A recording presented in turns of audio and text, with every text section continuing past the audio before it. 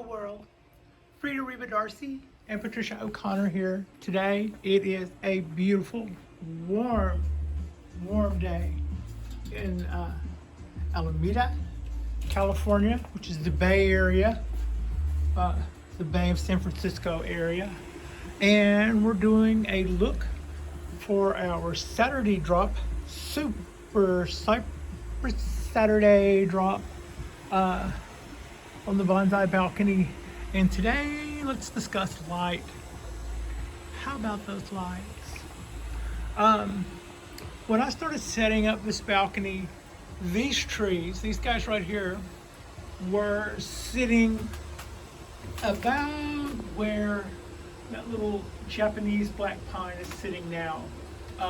My shelf, which that little Japanese black pine is sitting on, was a few inches higher, and so it was level with the rail, and I encompassed both of those as a surface, and this base hung off of that probably that much front and back. So in other words, like 90% of the base was square sitting on a flat surface with a little bit hanging off front and back. And that gave us really good outside lighting. As you can see, we've got, our trees are hanging out. Half of them are hanging out in the light, and half of them are underneath our lights. And I think in our last video, I had mentioned that and what I had learned in the time that I've been doing bonsai and watching other people. For instance, I was told time and again that the Ponderosa, its place where it seems to be dominant would be a south-facing cliff of higher elevations. Well, this is a south-facing balcony, and I've also been told by other people on their, not necessarily personally, but by watching all the other bonsai videos and stuff, I've discovered that south-facing windows and south-facing balconies are considered to be the best. And I can definitely I can track that right now in spring.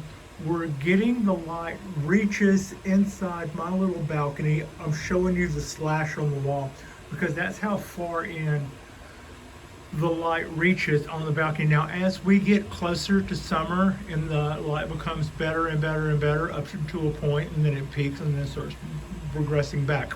And when that happens, that shadow that you're looking at as the sun gets brighter and hotter and all that other good stuff, that shadow will start to arc back this way.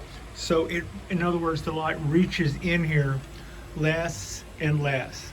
So right now, my small bald cypress is not in actual sunlight.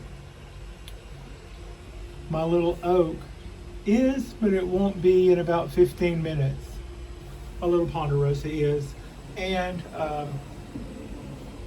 my little maple forest is in good daylight as well. And to that end, it's double duty. They're getting ambient sunlight from our sun, which is just. I could probably flash you with it, but it's not necessary. You get the idea. It's just out of frame. Now, on the last video, I was pointing out that even though I have a south-facing, even though I have this nice, didn't know how good I got it when I got it, but it was a nice south-facing balcony. I pointed out that most of my neighbors seem to have pretty good light too. Well, it's probably a little later in the day than when I normally do my videos. I kind of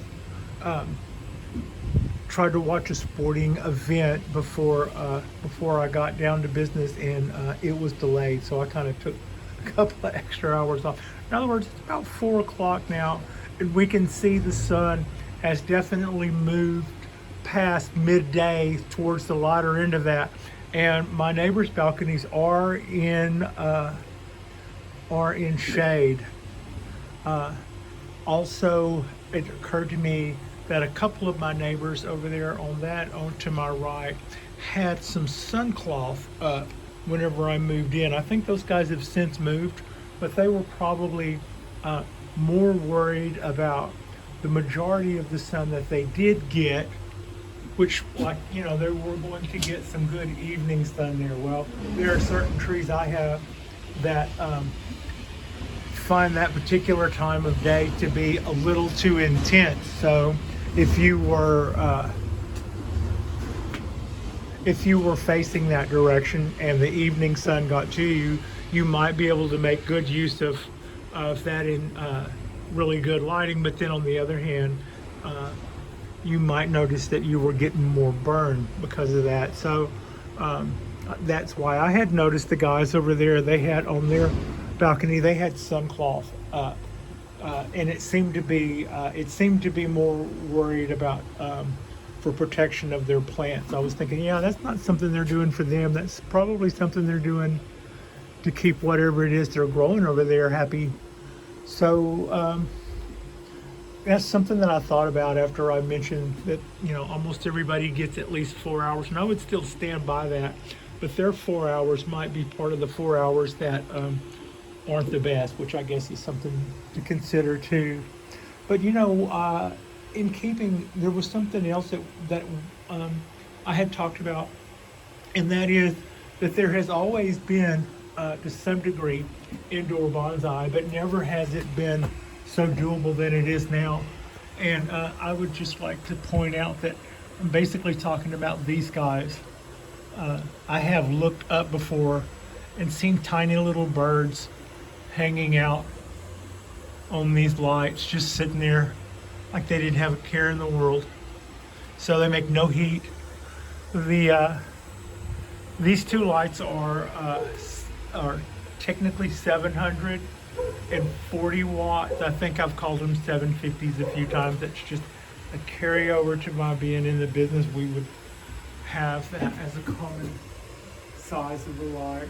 750, 740 doesn't have that same ring, but this is what they are. They're Volt Grows FL1s, 740 watt a piece, and the two of them together supply this side. When the trees were on the rail,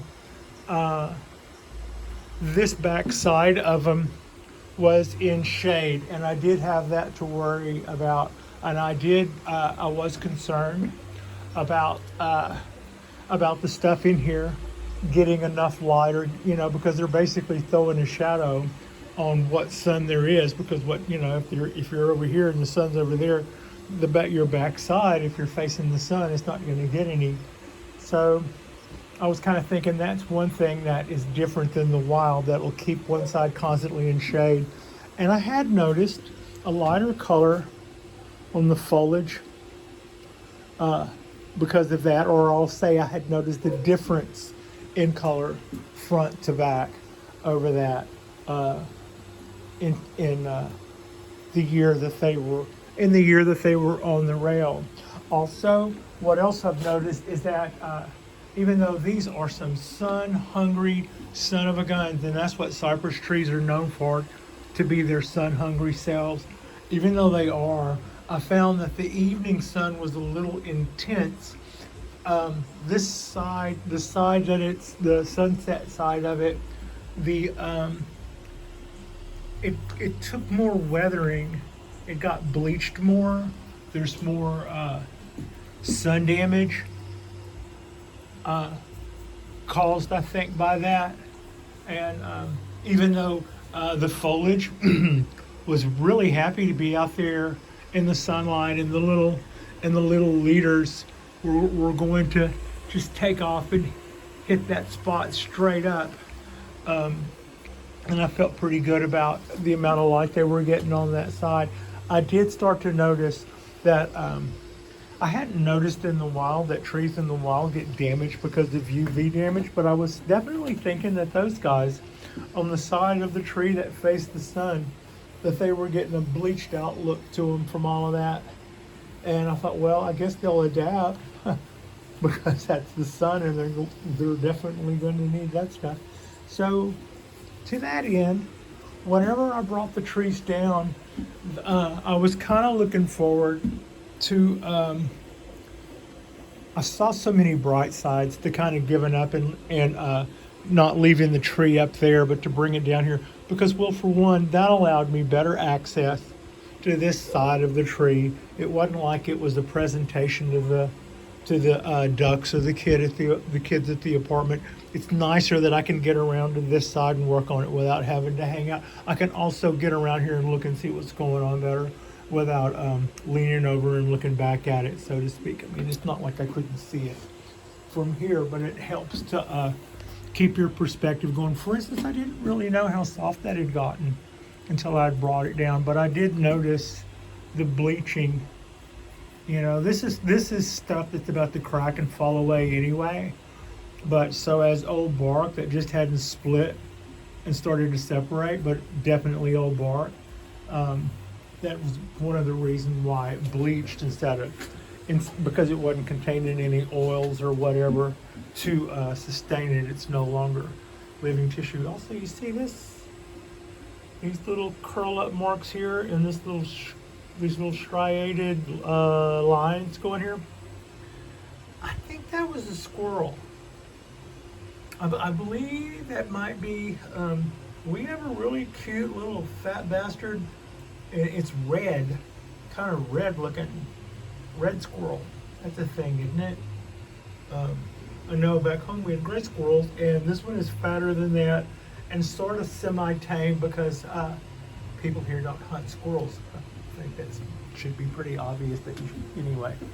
So yeah, that might be something he did, because I've also noticed that sort of damage on the redwood trees out in the wild. It's not horrible looking, and it looks like something that naturally that would happen out in the wild. So I probably even had that for a few weeks before I noticed, if you even noticed.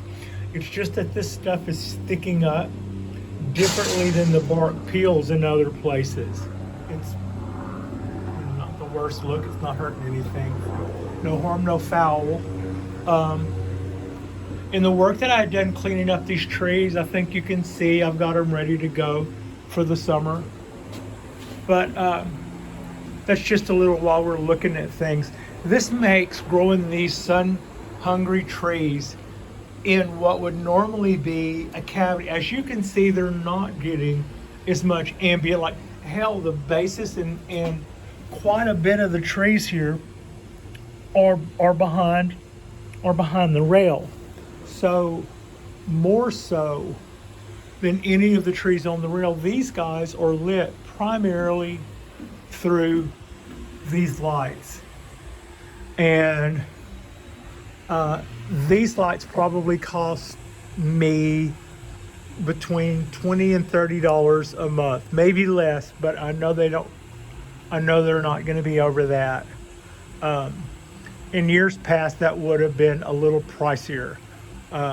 LEDs is what made that possible. Also, in years past, 1,500 watts worth of lighting, I would have been able to see the heat rolling off my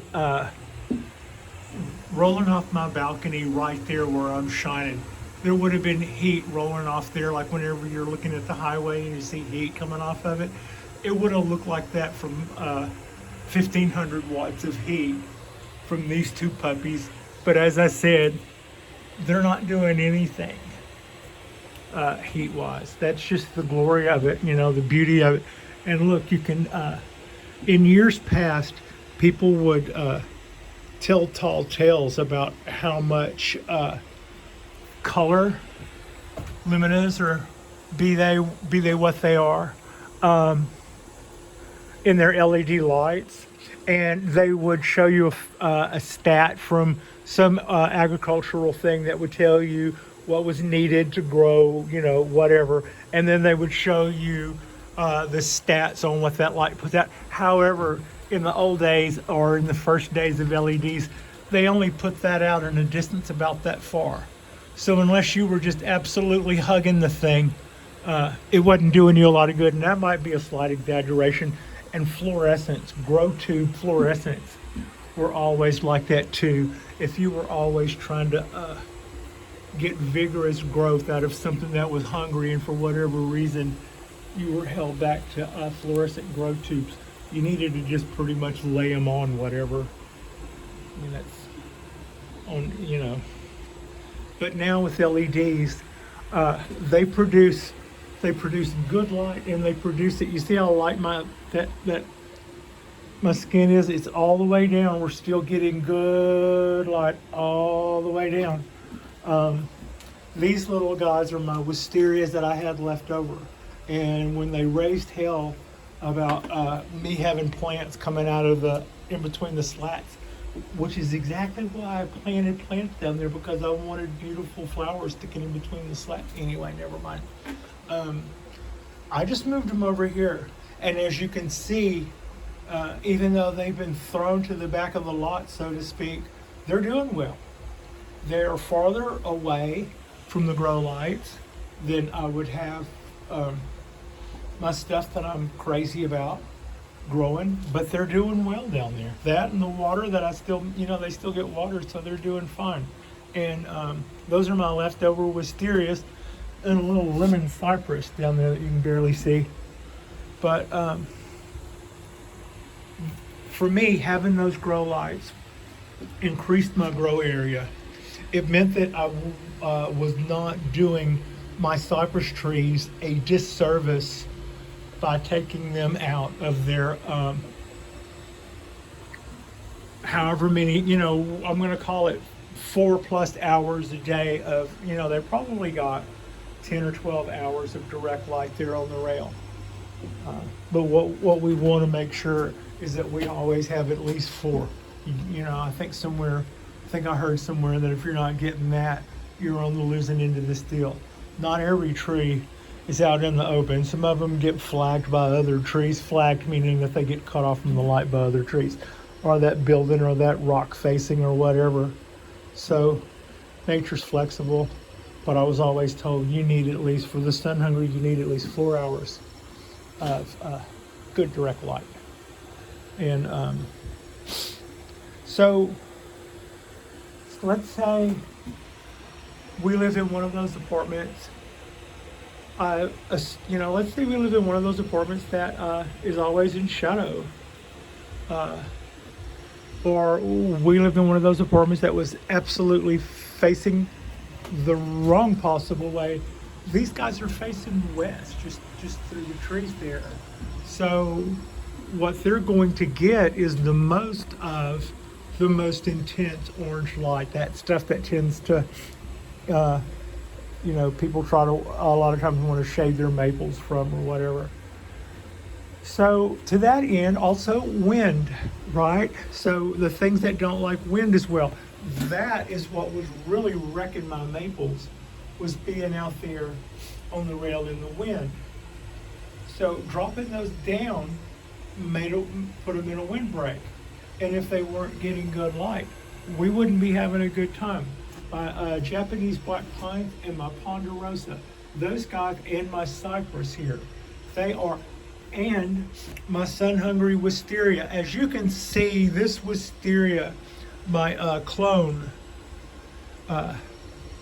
fusion wisteria, is always to the left of that light slash that I was showing earlier. In other words, this guy's always getting the bad end of the deal when it comes to how much they get the peak of sunlight. The one right next to it is currently in direct sun, and probably has been since about 10 o'clock. That's about how long it takes the sun to come around past this oak tree to where it's hitting this side and bringing light into here.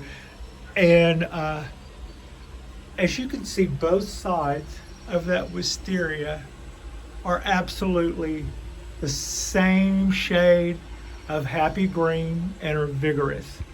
And that's just because of those grow lights. So if I lived over there, this would be the difference between being able to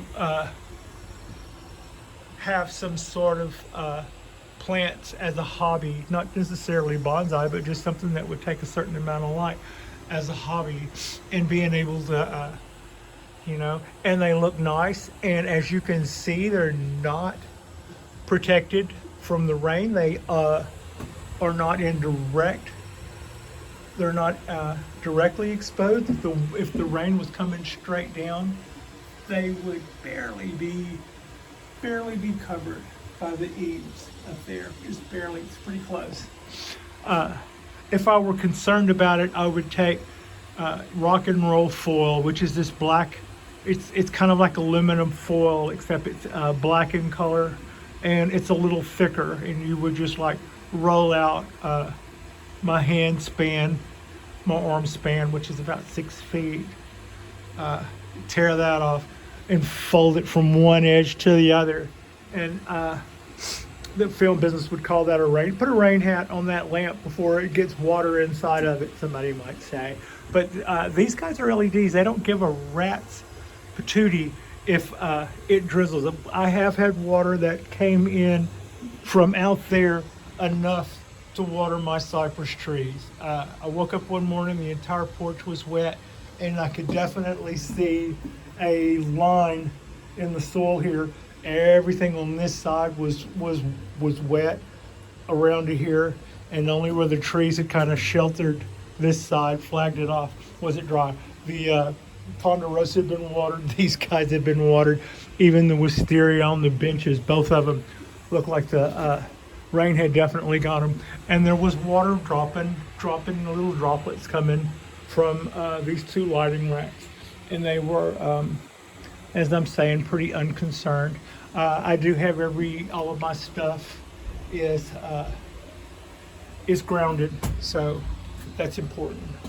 And I mean, we have to water plants and we have electricity, so those two things together means you make sure all your systems are grounded. If you ever find yourself having to use one of those little outlet cheaters, I think they tend to call them, there's a little green tab on those things, if you know what I mean. It's a little plug that has 3 prongs on the back side, but it only has 2 prongs where it goes into the outlet, so that you can so that if you have an old outlet you can use it. There's a little green tab on those, and the little green tab has a hole in it. You're supposed to unscrew the screw on the face of the outlet cover, leaving the face of the outlet cover intact. Keep your finger on it so it doesn't fall out. Just remove that screw and then pop that screw through the little green tab thingy, and then tighten that back up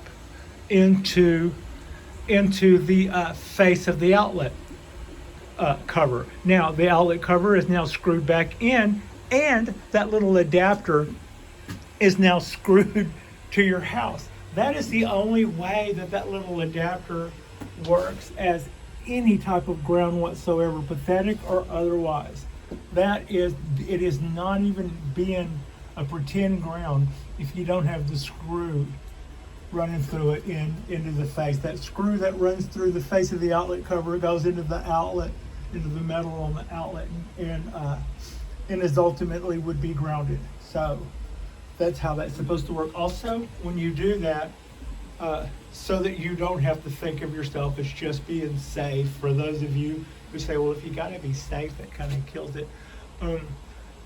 When you then plug in your thing, it won't want to fall out of the outlet because you've got all of this stuff plugged in that secures it so that it stays plugged in longer. Because I know you're probably going to put a cube tap in that and then put 3 things in it, and then all that crap's going to want to fall out. But at least if you have the ground adapter screwed down to the face of the faceplate, then it's also at least grounded. So that's your little technical tip of the week, and it kind of does make sense that I would talk about that while I was talking about lighting. At no time before has it ever been so possible to grow bonsai trees in a place. If I think about it, I like my living environment, but I don't have, my little apartment has heating.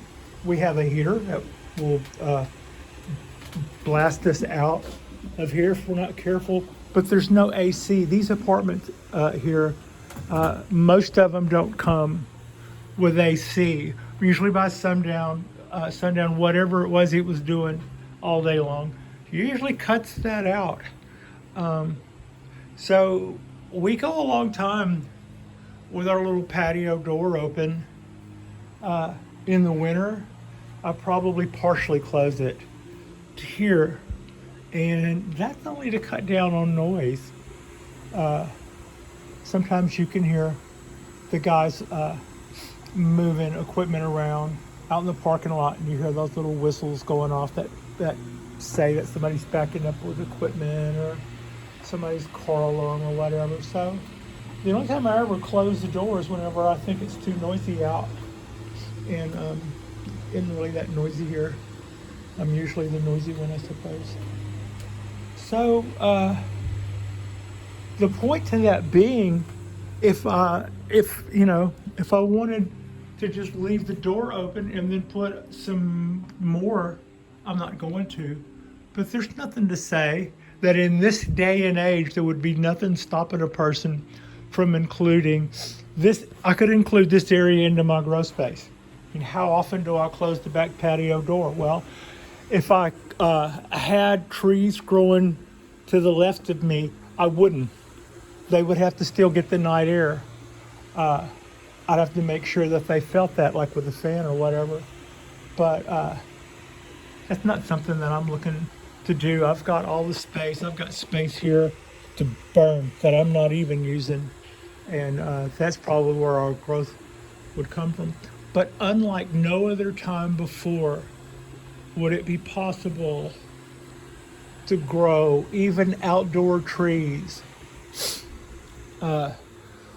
Mainly because if I lived someplace where it was still 90 degrees at night, then all bets would be off. But here in the Bay Area, our temperature goes from 40 to 50 to 70 by noon, 75, and then a lot of times it does get 80, but then usually by dark we're back to 70, and then usually by midnight we're back to 50, and so no other time like now has it been possible to run efficient lights that my plants are just as happy. There's the guys that are growing on the rail here do get the best of both worlds. I don't necessarily feel like I have to rotate the trees so that they get better, like from the outside to the inside. So far, I have not seen any different. I definitely don't see things growing up and trying to lean out towards the real sun in favor, favoring the real sun in favor of the fluorescence. Both sides of the trees that get both seem to be equally as happy, equally vital, flourishing to an equal. The color seems to be the same. The wisterias that are in and out of the natural sun, both are doing similarly well. The one that's a fusion of two trunks, one side does still face the other way, the other side doesn't. There's no difference in its development that I can see. So this has been we've had pretty good luck with this, and they've been going now for a year. If we get another 2 or 3 years out of them before we have to replace them, I would say this has been a success. This makes growing in places that if you don't have a south facing, I was lucky. There was 4 ways to go, and I got dealt the one that I heard was the best. But what if? Well, those cypress trees are not making. Those cypress trees, which are very much sun hungry, are making the least use of that south facing balcony advantage of any trees on the balcony. I mean, these guys are literally in the cavity, and the cavity is lit by artificial light, and the results speak for themselves. So yeah, and the bill isn't bad. It's not an expensive hobby because they don't make my meters spin. Had those been 750 watt HMIs or or the stuff that they use for grow light, man, those guys, they make a lot of heat. They can make a meter spin like a frisbee. Yeah. So this is a really good time. This is a really good time to have it your own way. You know, you can grow tropicals, or you can even probably grow outdoor bonsai with a little help from technology if you need it. So yeah, if I do anything on rotation of my trees on the rail, it's probably because I just want to make sure that I'm not missing anything on the outside that I'm not seeing as often. I rotated one of my trees once after about a month and noticed that it had been getting wind burned on one side. So that's something that I need to be more mindful of. And those lights do protect me from, to some extent, from throwing all of my babies out there in the wind. So, you know, we're adapting, we're adjusting. Also, when I first turned these guys on, we did get some burn. I have not noticed any burn this year, but I did when I first turned them on, and that was on the cypress trees that were used to getting the actual light. The burn would occur at the base where leaves were all coming together. It's like all the kind of like the same place where you get sunburned if you know, if you're laying out in a lawn chair or something. It's like places where you join together tend to get burned most because the light's hitting, you know, like a leg and a hip or something, or an elbow or a shoulder. Those places always seem to get crispier.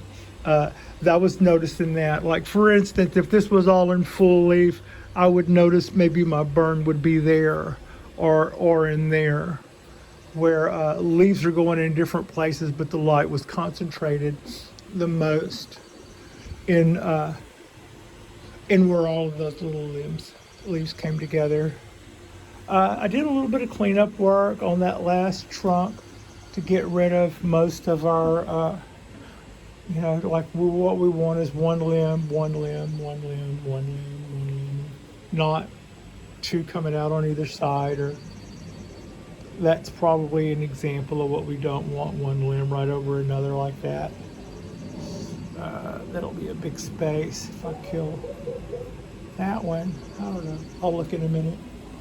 But I did, for the most part, I did a little bit more cleanup in there while you guys were away. I'm still not worried about this leader. It breaks a couple of rules. I wouldn't really want that in a perfect world, because that just, you know, that kind of kills our balance. Also, that's what we call the bicycle handlebars, as is that. But this is going to be a sacrifice branch, and our new leader is coming along nicely. A little quick show of the new leader. I mean, it's Super Cypress Saturday. And is this not one Super Cypress on a Saturday? I think that it is. So that's about all we have going on. I've talked about lighting. I talked about how they have not cost me a lot bill-wise.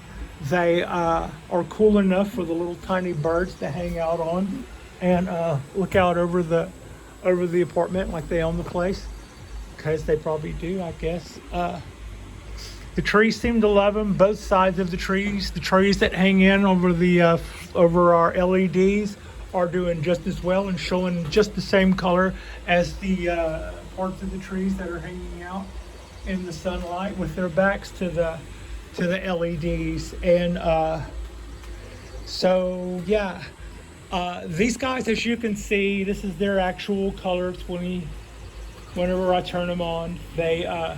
And they do come on about an hour or so after sunup, and they will go off about 45 minutes to an hour before sundown. I want the sun to be the actual cue for what time it is, so that the guys will know what time it is seasonally by the actual sun. I think that's important. Quick look at the Dawn Redwood. It's it's making all kind of stuff and looks to be really, really happy about it. The one branch that so far doesn't seem like it's made anything seems to be erupting in a knot on the end of where I put a little dab of cut paste. So it might be underneath that cut paste trying to break out like a volcano. You can see all the little growth coming up on what was 2 years ago leader, and this year's leader is just now starting to make little tiny shoots. I have to watch this. This might be too close to the grow light. The solution to that would be maybe to lower the tree, maybe not. I'd probably do a quick cut right here and let this guy start over for us. But let's see if this stuff comes out like all those little buds wanted to. They're more than welcome to, and you're more than welcome to hang out for another year or two, little leader. But if these come out and stop, they could come out, they could find this light being too close to them. At this point, we're about a foot away. So if I were going to have a problem, it would be there. And how I would fix that would be chopping that and letting that be my new leader. Otherwise, if this stuff comes out, it's good to go. We're happy to see it. We're happy to see all the stuff popping out and busting out on this tree. I'd like to see more choices coming out of the main trunk because a lot of this stuff is too thick. I was thinking when I did my original styling work that I was trying to build a cathedral style tree. That's why I carved it on one side and then let one branch get extra thick. It had a second leader coming up over here. I guess I don't know. Yeah, maybe I was right the first time, kind of like that. But I saw some of those that were later in life, and I just kind of felt that the ones I saw, I hadn't seen how they would rectify what I thought was them getting kind of out of shape. So it might be that you have a cathedral and you know what you're doing, and I just haven't seen it yet. But I thought, no, you know what? I wish I'd have kind of stayed with the plan because that is making a really beautiful, absolutely straight bonsai tree. No, that's really making what I think would be a beautiful formal upright. So I didn't want to cut that off. I wanted the sprout to come out like what it's doing. It could do some more though. And I don't really want a trunk that big, but I can carve that and make it look like, we've been through something. We went through some tings. That's what it was. Yeah, we've seen tings. That's what this tree would say.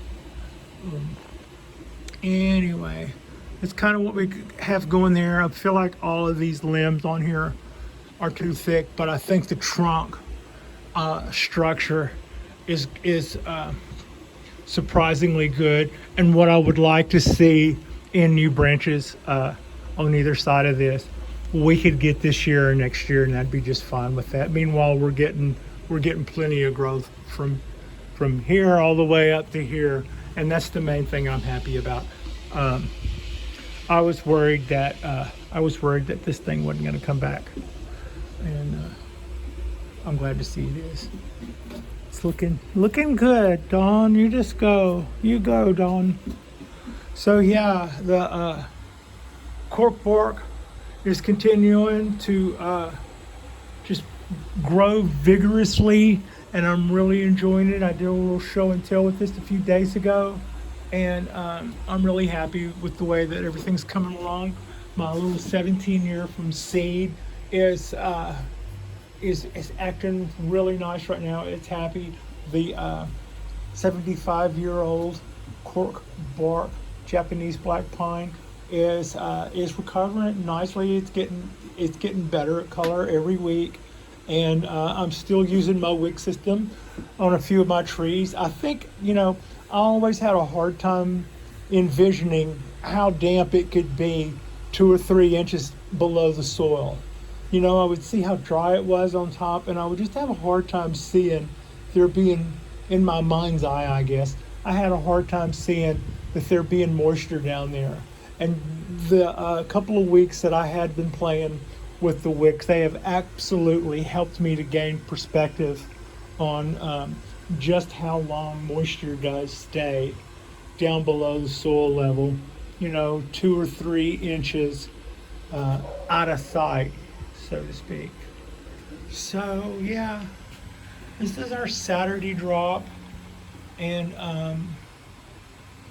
it's been a really beautiful day. Frida and I have just been hanging out here.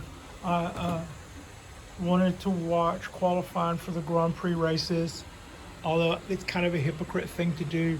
They're in Saudi Arabia, and I've always been really vocal about promoting sports in places that have human rights violations, for which they're among some of the worst.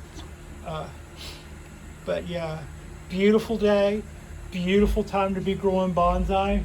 It's a beautiful time to have bonsai trees, even if you don't have a terrace in Miami sunlight or in the sunshine of Greece. You could have a little corner pocket of the world to call your own, and it could be a dimly lit little pocket, and with just a little bit of plumbing pipe that's threaded, and enough pieces, and enough little lights ordered that will come to your door in a matter of days. You could have all of this space right here could be solid trees. We have all seen our buddies do it, in winter when they fall everything back to what they need to do to keep stuff from freezing and stuff. This could be like this 24/7. Could just be solid trees. I could probably, with that little forest being 17 and a couple of groupings in here, making like 20 pots, this could easily be a couple of hundred trees here without tripping. I mean, yeah, it would be a little, keep your elbows up so you don't break something, but yeah, this could be a couple of hundred trees here with no sweat. And again, this is an apartment balcony, and it's not even, no, this is not some trick with a lens. This is really just a little apartment balcony. And the limitations are definitely not the space. The limitations are imagination and I guess what you can put in your car. That's the last thing I heard that I thought made the most sense. Never keep a tree I can't carry in my car. Yeah, okay. Man, I hope you're having a fantastic weekend. Frida and I are having a fantastic weekend. All of our stuff is starting to flush out, and it's starting to look like plants again. And maybe where you are, that's starting to happen too. If not, just watch our videos for another minute. Live vicariously through our green until yours comes around.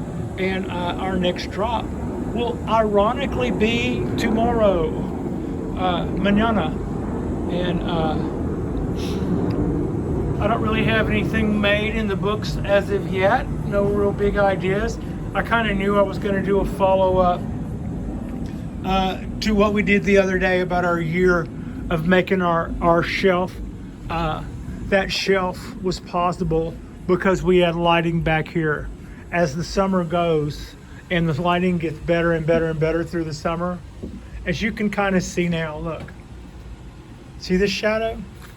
So this side of the tree is getting light, but there'll be a time here about July when that's going to be all day.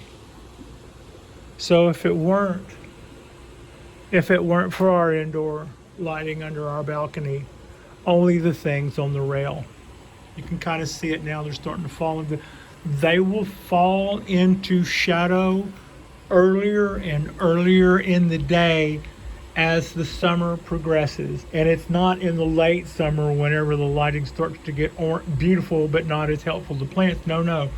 When the light starts to get peaking for the trees, it reaches into the balcony the less. And also what you have growing makes a big difference. If I were growing maples, they would probably be oak. The maples that I had growing where I'm standing now were doing, seem to be doing well. There's enough ambient here to keep the kind of trees going well that normally lives in the shade of other trees anyway. They still get ambient.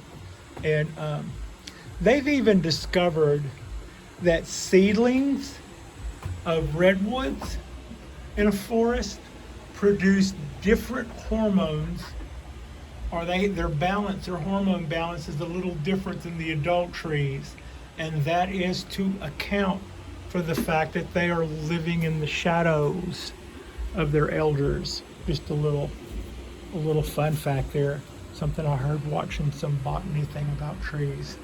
So that's it. That's pretty much all we have going on. It's our Saturday, Super Cypress Saturday drop. Here's just some final looks at our cypress trees. They are sun-hungry trees, and they are living in sort of ambient light, which would have them be a little anemic if it weren't for the fact that they are actually living more under artificial LEDs, and they are doing absolutely fine like that. So if you have some trees and they're in your house and you're thinking when you get started that they'll be in this window and it'll be okay, if they're starting to look anemic, you might ought to start looking at a little bit of boosting that up a little. There are all kind of ways you can do that.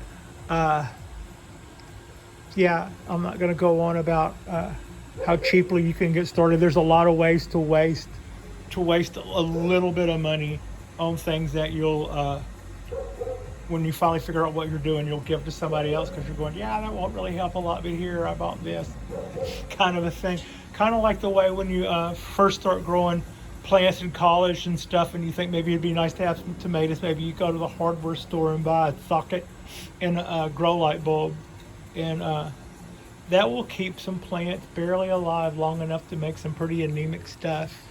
But since those days, for me personally, we've come a long way. It doesn't really cost very much, for the price of some pretty low rate hot rod parts. I totally did this whole rig. Yeah. So yeah, this is us. Like and subscribe if you have not already. Artificial lighting can be your friend. Artificial lighting can help you bump up your ambient lighting if you're not thinking that you're getting enough to keep your trees happy, or if you get none at all, you can make an environment where your trees can thrive. We still like to make sure that they get the outside air. They feel the change of seasons. They feel the change from morning to afternoon, from afternoon to evening to late evening to late night. Those are all things that tell trees to be doing stuff, and we want to make sure they get told all the stuff they need to hear. We hope that you've enjoyed your day. Thank you so much for watching.